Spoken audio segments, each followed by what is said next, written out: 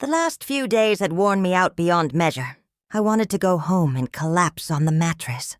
But I knew I wouldn't fall asleep with a tight knot of tension in my chest. I'd only toss and turn and suffer. I needed to calm my nerves, take a walk, get some fresh air. I don't know why I was drawn to that old park. I walked there as if to an important meeting no one had scheduled. It was simply destined to take place that autumn morning. The sun shone brightly, but it didn't warm me one bit. I wanted to bury my nose in my collar, my hands in my pockets. I was walking along the alley and suddenly saw a shaggy tramp on a bench. He was huddled, wrapped in a thinly worn coat, chewing on some remnants of fried dough from a bag. His hands were shaking, and crumbs were tangled in his thick beard. I'd seen this tramp before, always in this same park. I wanted to offer him something hot.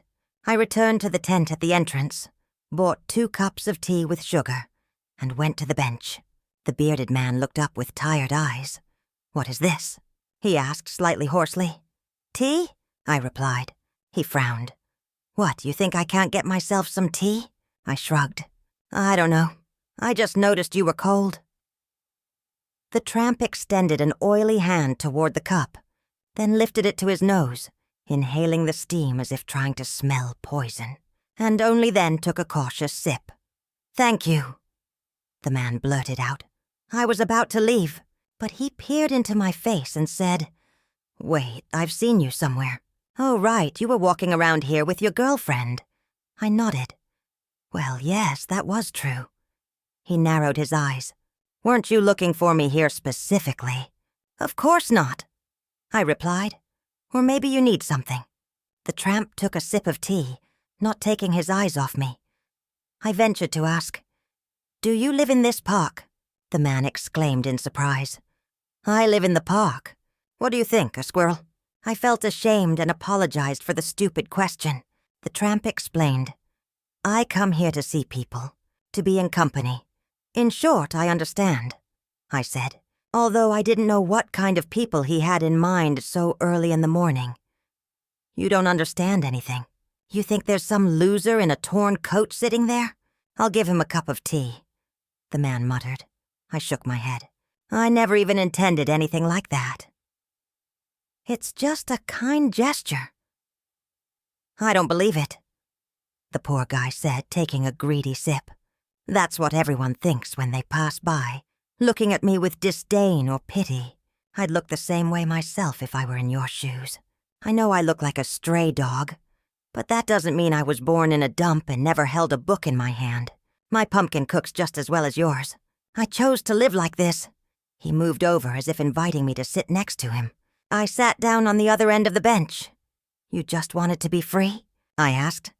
I could tell the tramp had no trust in people. He took my every word with hostility. "You keep trying to flatter me with your politeness. This ragged freedom is not at all romantic. You see, I've had no interest for a long time now. No aspirations, no expectations, nothing. You probably think you have everything ahead of you, but for me it's all behind me. I'm simply treading the earth, waiting for my life to finally end. Although it's sometimes curious to come here and look at people. How many I've saved from death. It makes me so proud." The tramp finally started telling me something. Frankly, I was hoping to hear his story.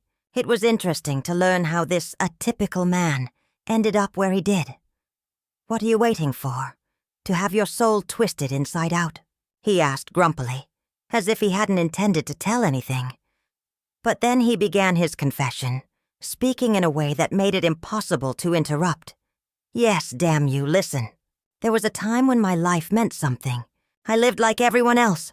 My parents were good and bad, just ordinary. I was a mixed student at school, getting C's and B's. I didn't have any special talents. I was just a typical person.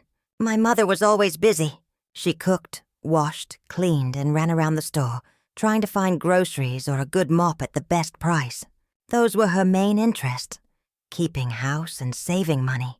Although who knows if she was happy. Maybe she just couldn't find her passion elsewhere. My mother didn't really bother me, except sometimes she'd scold me for the litter and mess in my room. My father was generally a cheerful person. He loved his simple job, loved to eat, watch TV, or read. I rarely saw him dissatisfied with anything. In short, no one interfered with my life. I didn't have to think about the future. All I wanted back then was to please girls. I was that age. In my free time, I learned to strum the guitar. You know those things, like when the light gets tangled in the curtains and flowers you don't forget to water in the morning. I still remember all those lyrics because I repeated them 1,000,000 times, imagining myself in some group of friends, and as soon as I started playing, all the girls would melt. The naive dreams of youth. I also loved wandering around the city in mysterious silence. I wanted to become familiar to someone. I think I got the protector's knife because I wasn't too lazy, wandering around for hours on end. I was like a patrolman, aimless, so it fell to me to protect the world from strangers. Maybe some higher power, looking at me, decided that this donkey was wandering back and forth, empty-handed.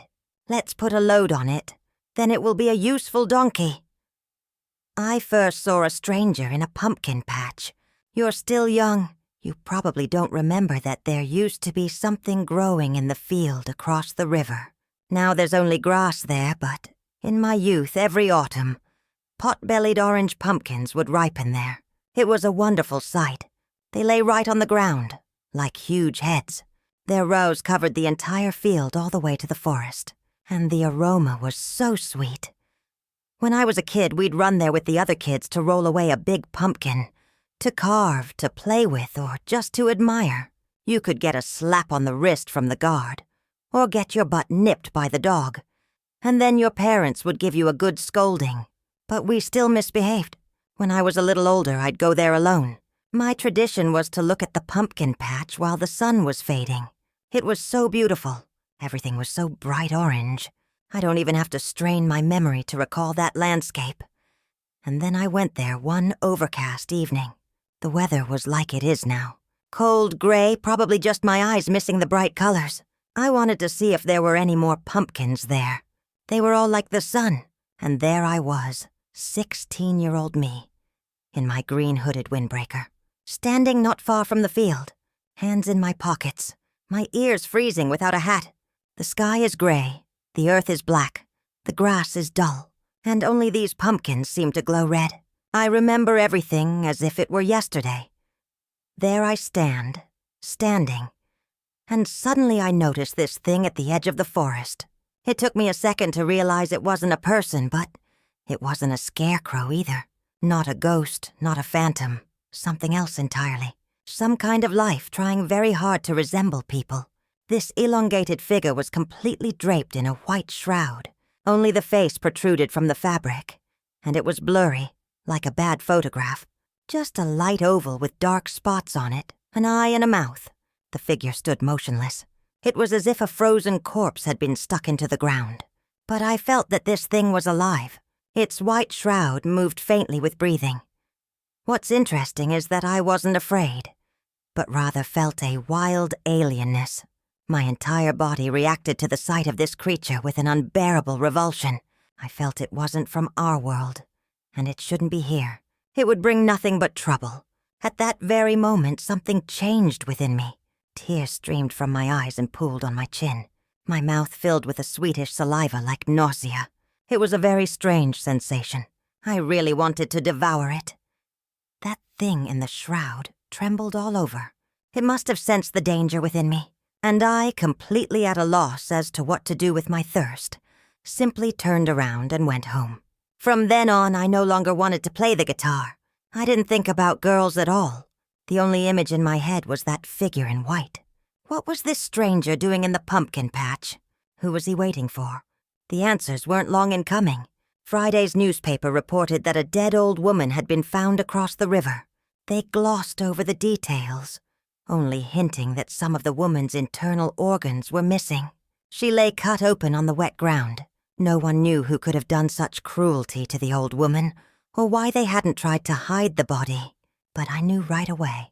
It was that stranger in the white shroud. I had to keep my guesses to myself. No one would believe it anyway. I couldn't sit at home at all. It felt like my thoughts were piling up in a confined space. I could physically feel them pressing in, pushing me out into the street. But walking around town immediately calmed me down. My old self was dormant somewhere deep, deep down. I became a detective, acquired a special sense of smell, looked for strangers, and found them in all sorts of places. Yes, it soon became clear to me that the white creature in the pumpkin patch wasn't the only one of its kind. You know the pike pool near Vysotnik? I've been there, fishing with my dad. But I wasn't into fishing then. My feet just led me there. I stood on the shore, like a sleepwalker staring at the water, not knowing why.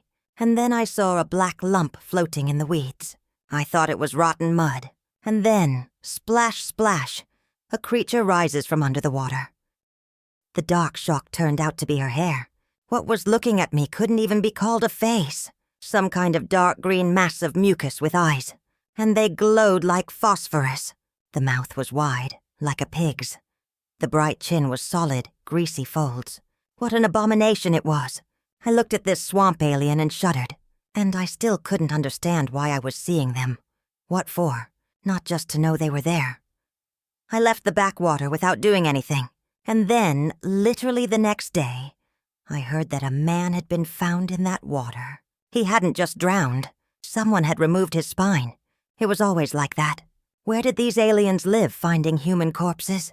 I don't know why they did such things to people. They, like doctors in the 10th century, dissected bodies to see what we were made of. Maybe they wanted to become more like us. They were poor at camouflage, but for some reason no one noticed the strangers except me. I met another one in the empty guardhouse by the grain elevator.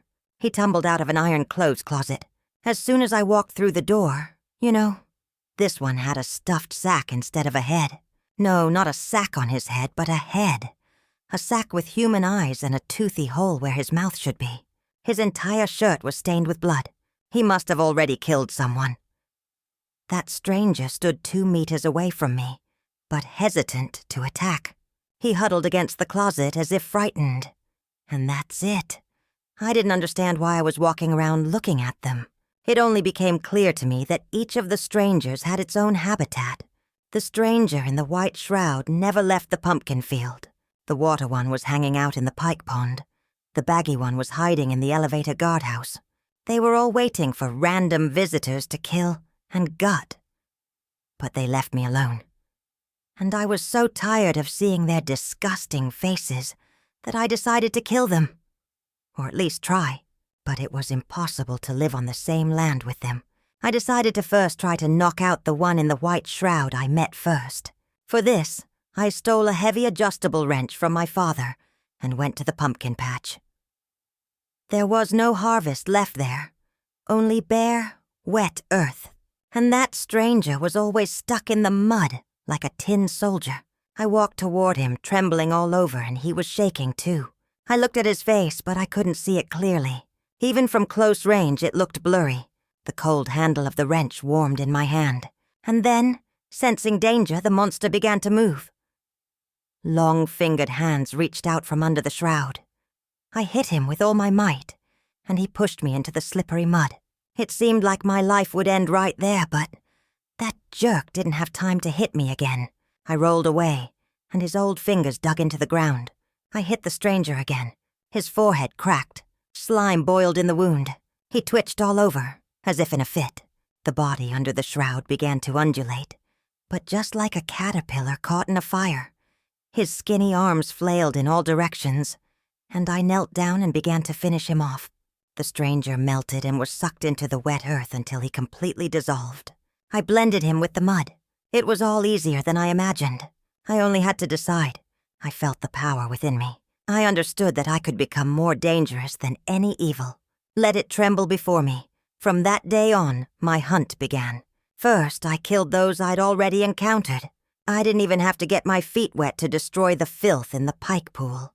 I simply shot it with stones from my slingshot. The slippery alien deflated like a balloon and floated across the water. And I ripped the baggy one from the guardhouse into shreds with a pocket knife. He put up a fight, of course, but only for a short time. Then I found another alien in the catacombs of the former engineering building. He was lying on the floor, pretending to be an empty hazmat suit, only it was made of dirty yellow leather, lying there crumpled, as if abandoned. and when I approached, he stirred, puffed up and rose. He waddled toward me, dragging his long arms along the floor. He was quite easy to deal with. I simply spat on my palms and tore his empty shell in half. The aliens died. The moment they met me, I was their worst killer. Nothing terrible happened until my friend found out. Oh, I shouldn't have told him. I had a school friend named Kostya. He was curious about why I'd changed so much, why I'd become so taciturn, why I'd withdrawn. I had to tell him everything. He didn't believe me until he saw it for himself. We started going around the neighborhoods together, looking for all sorts of scary creatures.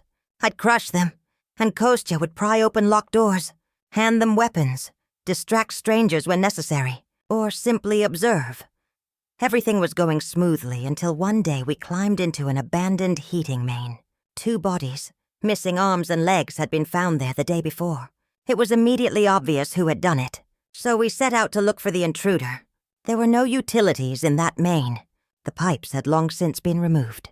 All that remained were long concrete corridors, littered with scraps of insulation and rusty mesh. It was difficult for us to walk, but the intruder ran along the walls and ceiling, defying the laws of physics. It was thin and agile, a head, a long neck, and 4 limbs. I can still remember its face in every detail. Such a terrifying bald head. Its eyes were barely open, its tongue sticking out of its crooked mouth. I realized I couldn't deal with it quickly. It was too sharp, and there was so much debris underfoot. I shouted to Kostya, "Get out of here!" He ran, and the stranger slid across the ceiling, caught up with my friend, and lashed out with his thin hand, like it was a piece of canvas. Killed the guy with 1 blow. Killed him, can you imagine? 1 second, a terrified Kostya was running down the hallway, and the next, he lay dead with a split head. He probably died without even realizing it, without saying a last word. It's my fault. I caught that bastard and crushed him underfoot until he turned into a puddle, but Kostya was gone. I left him there, in the abandoned sewer, and came home in tears. I vomited all night. It was as if I'd just vomited out the killers within me, and instantly became my old self, a pathetic, incompetent runt. The strangers almost disappeared, or maybe they just ran out. No matter how many times I wandered around, I never met anyone. Life lost all meaning, and the only one who could confirm my words vanished into oblivion. The following years passed like a film in fast forward. Graduation, one job, then another, then nothing at all. I knew that if I didn't make new friends, I would inevitably be alone, but I simply let it happen. First, my mother passed away, and then my father. I was alone, desolate in an empty apartment. What was left? A guitar with broken strings and heavy memories that could never be erased. It was all behind me. I tried to accept my ordinariness, but I couldn't. So I come here to look at the people I've saved, to remember that their lives once depended on me. Here's some advice for you. Live your simple life. Never interfere in anything. Don't be curious. Seeing and doing more than others is a burden, and there will be no reward for it. Only bitterness and sorrow. I did all I could, and fate consigned me to the scrap heap, written off like used material. You've fulfilled your purpose. Now go and do whatever you want. But I didn't want to do anything else. I liked being not myself, but something greater. Music. After these words, the tramp rose from the bench, rubbed his cold shoulders, and walked off down the alley. I remained silent, without even calling out to him. For some reason, I felt ashamed of myself for initiating this conversation. I'd expected to hear a sad story, but instead received a stream of madman's ravings. I wanted to quickly forget this shameful act. I stood up and walked out of the park. I probably would have been able to put this incident out of my mind, if not for one strange circumstance. As I was leaving the park, a strange man caught my eye. No, it wasn't a man at all, but something shaped like a man, naked, faceless, and without sexual characteristics, not resembling a man. And in that creature's chest, a black hole gaped, like a hungry maw. This creature was blue as a corpse, but it stood firmly on its feet, far from the paths. It seemed to be in plain sight, but no one noticed it. No one, that is. I didn't go crazy after talking to a madman. I wish I could forget it all. Shake it out of my head, but I can't. I sit at home and feel thoughts of this strange creature accumulating in the air. Something is pushing me outside. An inner voice insists, "Go, look for it, do something about it." I don't know how to stop it. And special warm greetings from me go to 90XD and Kiryuka Cole. All the best to you. Be healthy and happy. Thank you so much for your support.